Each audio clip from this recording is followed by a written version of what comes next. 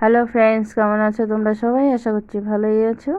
আমি আজকে বানাচ্ছি কচুর মুখি দিয়ে মাছের ঝোল। তো দেখো, এখানে মাছগুলোকে আমি নুন হলুদ মাখিয়ে ভাজতে দিয়েছি। তো একটু ভাজা ভাজা হয়ে এলে দিয়ে দিচ্ছি, মাছগুলোকে উল্টে দিচ্ছি।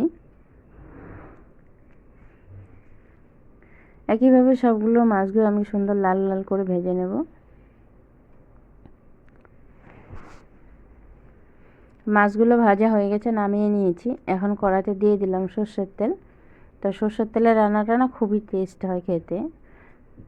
তো এর মধ্যে এখন দিয়ে দিলাম গোটা জিরে ফোড়ন।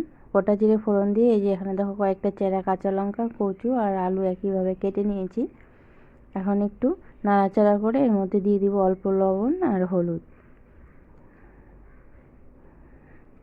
লবণ আর হলুদটা দিয়ে আলু আর কচুগুলোকে সুন্দর করে ভাজা ভাজা করে নেব।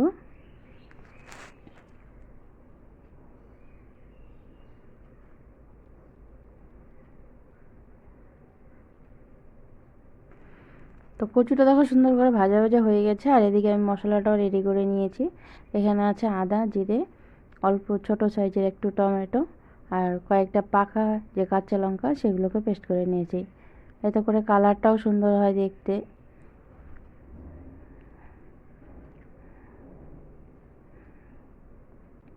এখন পরিমাণ মতো লবণ আর হলুদ দিয়ে মশলাটাকে সুন্দর করে কষিয়ে নেব।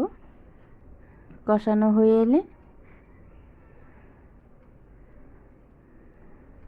একটু নাড়াচাড়া করে এখন এর মধ্যে দিয়ে দিব আমি ভেজে রাখা মাছগুলো মশলার মধ্যে দিলে কি হয় যে মাছগুলো খেতে না ভীষণই টেস্টি লাগে। মাছের একদম ভেতর পর্যন্ত মশলাগুলো ঢুকে যায়।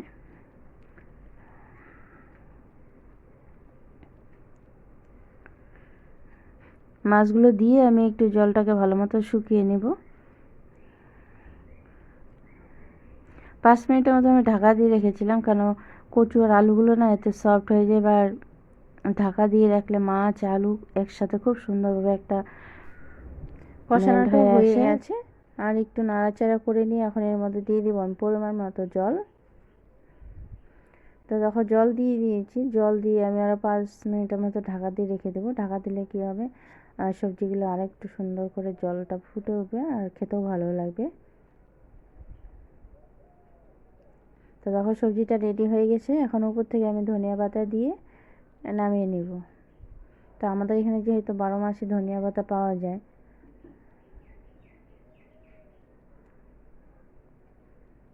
ধনিয়া পাতা দিয়ে আর একটু টাইম আমি ফুটিয়ে নিয়ে নামিয়ে নিয়েছি। কেমন হয়েছে অবশ্যই তোমরা জানাবে। আর একবার হলো বাড়িতে রেসিপিটা ট্রাই করে দেখবে। যারা খেয়েছো তারা তো